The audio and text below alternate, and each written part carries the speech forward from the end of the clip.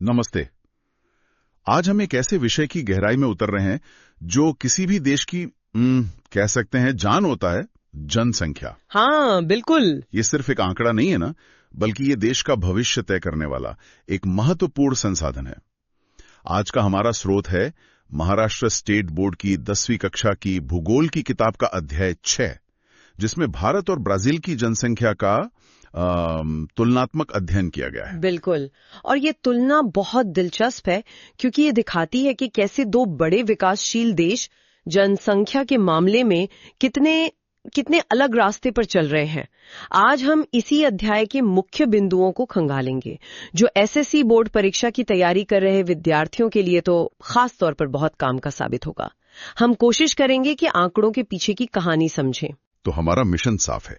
इस अध्याय से जुड़ी मुख्य बातें, जैसे जनसंख्या कहां और कितनी घनी बसी है, स्त्री पुरुष का अनुपात क्या है, अलग अलग उम्र के कितने लोग हैं, आबादी कितनी तेजी से बढ़ रही है, लोग औसतन कितना जीते हैं और कितने पढ़े लिखे हैं, इन सबको समझना, वो भी भारत और ब्राजील के संदर्भ में। चलिए शुरू करते हैं ये विश्लेषण। हाँ, और कोशिश रहेगी कि हम न सिर्फ तथ्यों को देखें, बल्कि ये भी समझें कि इन विभिन्नताओं का मतलब क्या है और परीक्षा के लिहाज से किन बातों पर ज्यादा ध्यान देना चाहिए। तो सबसे पहले बात करते हैं कि लोग रहते कहाँ हैं, मतलब जनसंख्या का वितरण और घनत्व। भारत के नक्शे को अगर देखें, उसमें हर बिंदु लगभग 2 लाख लोगों को दिखाता है, तो तस्वीर काफी साफ हो जाती है। आबादी हर जगह एक जैसी तो बिल्कुल नहीं है। नहीं, बिल्कुल नहीं। उत्तर भारत के विशाल मैदान, दिल्ली जैसे महानगर और फिर मुंबई, कोलकाता, चेन्नई जैसे तटीय शहर, यहाँ लोगों का जमावड़ा बहुत ज्यादा है। और इसकी वजह सीधी और साफ है, भौगोलिक और आर्थिक। जहां जमीन उपजाऊ है, पानी आसानी से मिलता है, खेती अच्छी होती है, उद्योग धंधे वगैरह, वहां लोग रहना पसंद करते हैं।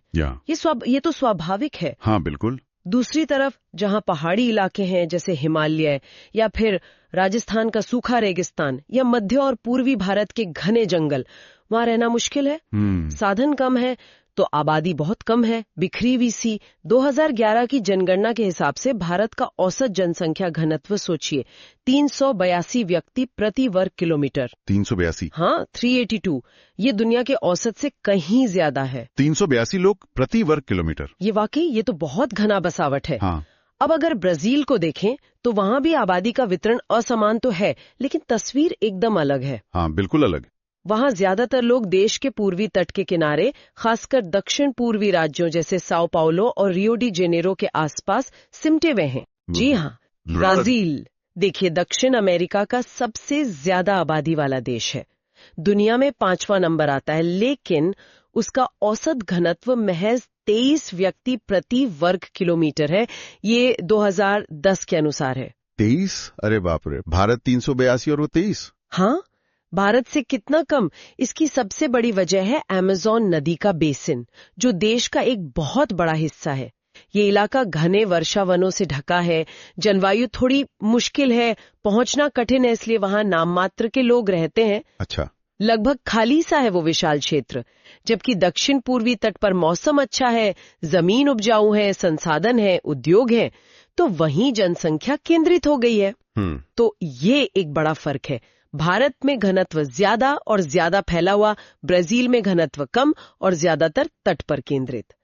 ये समझना परीक्षा के लिए जरूरी है कि कैसे भूगोल और अर्थव्यवस्था मिलकर तय करते हैं कि लोग कहां बसेंगे। ये घनत्व का अंतर तो सच में बहुत बड़ा है। अच्छा, अब लोगों के वितरण के बाद ये देखते हैं कि आबादी में महिलाओं और पुरुषों का संतुलन कैसा है, मतलब लिंगानुपात। ग्राफ को देखें तो ब्राजील में ये अनुपात लगातार 1000 से ऊपर रहा है। हाँ। इसका मतलब है कि वहां प्रति 1000 पुरुषों पर महिलाओं की संख्या ज्यादा है, और 2001 के बाद तो ये और भी बढ़ी है। बिल्कुल। और भारत की कहानी इसके ठीक उलट है। यहाँ लिंगानुपात हमेशा 1000 से कम रहा है। हाँ, ये तो है। यानी पुरुषों की संख्या महिलाओं से ज्यादा।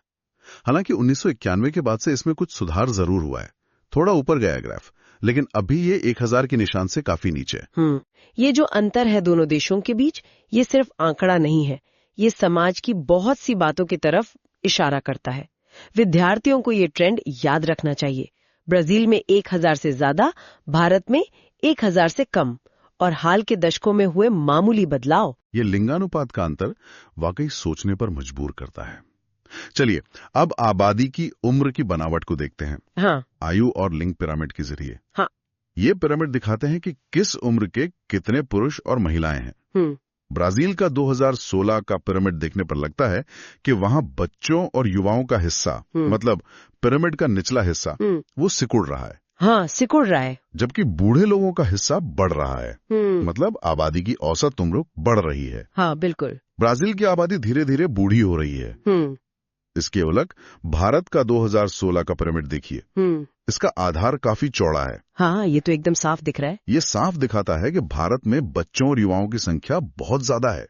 यानी भारत की आबादी युवा है। और इसका एक सीधा मतलब ये भी है कि भारत में काम करने वाली उम्र के लोग, वर्किंग पॉपुलेशन, आमतौर पर 15 से 59 साल, उनका अनुपात ब्राजील की तुलना में ज्यादा है। और यहीं पर बात दिलचस्प हो जाती है। भारत के पास ये जो विशाल युवा और कार्यशील आबादी है, इसे जनसांख्यिकीय लाभांश या डेमोग्राफिक डिविडेंड कहते हैं, है ना? जी बिल्कुल, डेमोग्राफिक डिविडेंड। मतलब अगर इस युवा शक्ति को सही दिशा मिले, रोजगार मिले, हुनर मिले, तो ये देश की तरक्की में बहुत बड़ा योगदान दे सकती है। बिल्कुल दे सकती है, ये एक अवसर है। दूसरी तरफ ब्राजील को भविष्य में बढ़ती उम्र वाली आबादी की चुनौतियों के लिए तैयार रहना होगा, जैसे उनकी स्वास्थ्य देखभाल का खर्च, पेंशन का बोझ, हाँ, और शायद काम करने वालों की कमी भी हो सकती है। बिल्कुल, ये सब चुनौतियां आएंगी। ये पिरामिड की बनावट समझना बहुत जरूरी है। ये भविष्य का संकेत देते हैं। सही कहा, एकदम सही कहा। पिरामिड का आकार नीचे से चौड़ा मतलब युवा ज्यादा, या ऊपर से मोटा मतलब बूढ़े ज्यादा, ये देश के सामने आने वाले अवसरों और चुनौतियों को समझने में मदद करता है। भारत के लिए अवसर है तो चुनौती भी है इस युवा आबादी को सही तरह से इस्तेमाल करने की। बिल्कुल। अच्छा, उम्र की बनावट के बाद अब देखते हैं कि ये आबादी बढ़ किस रफ्तार से रही है, यानी जनसंख्या वृद्धि दर। ग्राफ आकृति 6.5 को देखें तो ब्राजील की वृद्धि दर 1960 के बाद से लगातार और काफी तेजी से घटी है। हाँ, काफी तेजी से। हाँ, ग्राफ की ढलान एकदम नीचे की तरफ जा रही है। बिल्कुल। और जिस तेजी से ये गिरावट आई है, उसे देखकर लगता है कि शायद आने वाले वक्त में ब्राजील की जनसंख्या वृद्धि दर 0 हो जाए, या नकारात्मक भी हो सकती है, मतलब आबादी घटने लगे। अच्छा, घटने भी लगे। हाँ, संभव है। अब भारत की बात करें तो यहां भी 1971 के बाद वृद्धि दर में गिरावट तो आई है, लेकिन ये गिरावट ब्राजील जितनी तेज नहीं है। और क्योंकि हमारी कुल आबादी पहले से ही बहुत ज्यादा है, इसलिए ये धीमी गिरावट के बावजूद भी हर साल जुड़ने वाले लोगों की संख्या बहुत बड़ी होती है। सोचिए, अकेले 2001 से 2011 के बीच भारत की जनसंख्या 18 करोड़ से ज्यादा बढ़ गई थी। 18 करोड़ 10 साल में? हाँ, ये तो कई देशों की कुल आबादी से भी ज्यादा है। बिल्कुल। तो वृद्धि दर कम होना एक बात है और कुल जनसंख्या का बढ़ते जाना दूसरी। ये दोनों देशों के वृद्धि दर के रुझानों का अंतर समझना महत्वपूर्ण है। सही बात है। चलिए अब एक और महत्वपूर्ण पहलू देखते हैं, जीवन प्रत्याशा। यानी जन्म के समय कोई व्यक्ति औसतन कितने साल जीने की उम्मीद कर सकता है। ब्राजील में 2016 में ये आंकड़ा लगभग 75 साल था। जी, 75 साल, जबकि भारत में 2016 में ये करीब 68 साल था। अच्छा, तो यहाँ भी ब्राजील आगे है। हाँ, यहाँ ब्राजील आगे है। लेकिन भारत के लिए जो बात गौर करने वाली है वो ये कि हमने पिछले कुछ दशकों में इस मामले में जबरदस्त प्रगति की है। अच्छा, 1960 में भारत में औसत जीवन प्रत्याशा सिर्फ 41 साल के आसपास थी। 41? सिर्फ 41। हाँ, सिर्फ 41। 41 से 68 तक पहुंचना ये बहुत बड़ी उपलब्धि है। हाँ, ये तो है। ये दिखाता है कि देश में स्वास्थ्य सेवाएं बेहतर हुई हैं, लोगों का पोषण स्तर सुधरा है, जीवन जीने के हालात बेहतर हुए हैं। जीवन प्रत्याशा समाज के विकास का एक बहुत अच्छा सूचक माना जाता है। तो तुलना करते वक्त ये देखना जरूरी है कि कौन आगे है और ये भी कि कौन कितनी तेजी से आगे बढ़ा है। 41 से 68 साल, ये वाकई बहुत बड़ा, मतलब जबरदस्त सुधार है। अब आते हैं शिक्षा पर, यानी साक्षरता दर। कितने लोग पढ़ लिख सकते हैं? इस मामले में भी ग्राफ आकृति 6.7 दिखाता है कि ब्राजील वो करीब 92.6% 2016 में भारत से काफी आगे है। भारत का करीब 72.2% था 2016 में। हाँ, काफी आगे है। दोनों देशों में समय के साथ साक्षरता दर बढ़ी है, लोग ज्यादा पढ़े लिखे हुए हैं, ये अच्छी बात है। लेकिन ब्राजील की दर काफी ऊंची है, जो दिखाता है कि वहां शिक्षा शायद ज्यादा लोगों तक पहुंची है या शिक्षा व्यवस्था ज्यादा प्रभावी रही है। भारत ने भी प्रगति की है। आजादी के समय तो हमारी साक्षरता दर बहुत ही कम थी, वहां से 72% तक आना भी महत्वपूर्ण है। लेकिन हाँ, ब्राजील के मुकाबले अभी भी फासला है। ये आंकड़ा भी देश के मानव संसाधन की गुणवत्ता को दिखाता है। तो ये सारे आंकड़े, ये तुलना, ये विश्लेषण, ये सब मुमकिन कैसे होता है? मतलब ये डेटा आता कहां से? इसका आधार है जनगणना यानी सेंसस। जैसे भारत में हर 10 साल पर जनगणना होती है, आखिरी 2011 में हुई थी, जिससे सारे आंकड़े हमें मिले। हाँ, 2011 वाली। वैसे ही ब्राजील में भी उनका सांख्यिकी संस्थान IBGE, Brazilian institute of geography and statistics, वो हर 10 साल में काम करता है। यही राष्ट्रव्यापी सर्वेक्षण हमें इतनी गहराई से जनसंख्या को समझने का मौका देते हैं। बिल्कुल। तो हमने भारत और ब्राजील की जनसंख्या के कई पहलुओं पर बात की। कहाँ रहते हैं, कितने घने बसे हैं, स्त्री पुरुष अनुपात, उम्र, वृद्धि दर, जीवन प्रत्याशा, साक्षरता। अगर किसी को परीक्षा के लिए रिवीजन करना हो तो वो कौन सी मुख्य बातें हैं जो इस तुलना से निकल कर आती हैं, जिन्हें मतलब याद रखना ही चाहिए? हाँ, बिल्कुल। संक्षेप में कहें तो कुछ मुख्य तुलनात्मक बिंदु दिमाग में रखने चाहिए। पहला, जनसंख्या वितरण और घनत्व। याद रखिए, भारत बहुत घना बसा है, औसत 382, खासकर मैदानी और तटीय इलाकों में।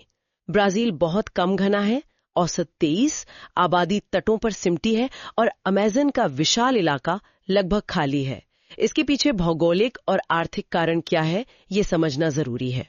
ठीक है, घनत्व और वितरण। दूसरा, लिंगानुपात। सीधा सा अंतर है, भारत में 1000 से कम मतलब पुरुष ज्यादा, ब्राजील में 1000 से ज्यादा मतलब महिलाएं ज्यादा। ओके। तीसरा, आयु संरचना। भारत की आबादी युवा है, पिरामिड का आधार चौड़ा जो डेमोग्राफिक डिविडेंड का मौका देता है। ब्राजील की आबादी बूढ़ी हो रही है, पिरामिड ऊपर से मोटा, जिससे अलग तरह की चुनौतियां हैं। युवा भारत, बूढ़ा होता ब्राजील। ठीक। चौथा, जनसंख्या वृद्धि दर। दोनों जगह घट रही है, पर ब्राजील में गिरावट बहुत तेज है। भविष्य में आबादी घट भी सकती है, जबकि भारत में गिरावट धीमी है और कुल आबादी अभी भी काफी बढ़ रही है। अच्छा, वृद्धि दर का ट्रेंड। और पांचवां, जीवन प्रत्याशा और साक्षरता। दोनों मामलों में ब्राजील भारत से आगे है, लेकिन भारत ने भी इन क्षेत्रों में काफी सुधार दिखाया है, खासकर जीवन प्रत्याशा में। ठीक है। ये मुख्य अंतर और उनके पीछे के रुझान परीक्षा के लिहाज से बहुत महत्वपूर्ण है। वाकई ये आंकड़े सिर्फ नंबर नहीं है, ये किसी देश की कहानी कहते हैं। भारत और ब्राजील दोनों अपनी अपनी यात्रा पर हैं और उनकी जनसंख्या की ये विशेषताएं दिखाती हैं कि उनके रास्ते कितने अलग हैं और उनके सामने मौके और चुनौतियां भी कितनी अलग अलग हैं। बिल्कुल, ये आंकड़े वर्तमान का आईना है और भविष्य का नक्शा भी। इनसे पता चलता है कि देश को किन नीतियों की जरूरत है, किन क्षेत्रों पर ध्यान देना होगा। और जाते जाते हम अपने श्रोताओं के लिए एक सवाल छोड़ जाते हैं। हमने देखा भारत के पास युवा शक्ति है और ब्राजील की आबादी बूढ़ी हो रही है। जरा सोचिए, आज से 20 साल बाद काम करने वाले लोगों यानी वर्कफोर्स, स्वास्थ्य सेवाओं और शिक्षा व्यवस्था पर इन अलग अलग जनसांख्यिकीय स्थितियों का क्या असर पड़ेगा? दोनों देशों को किन बड़ी चुनौतियों का सामना करना पड़ सकता है और कौन से नए अवसर मिल सकते हैं? उम्मीद है जनसंख्या पर भारत और ब्राजील की ये तुलनात्मक चर्चा खासकर SSC महाराष्ट्र बोर्ड के विद्यार्थियों के लिए उपयोगी और रोचक रही होगी। अगले विश्लेषण तक सीखते रहें। धन्यवाद।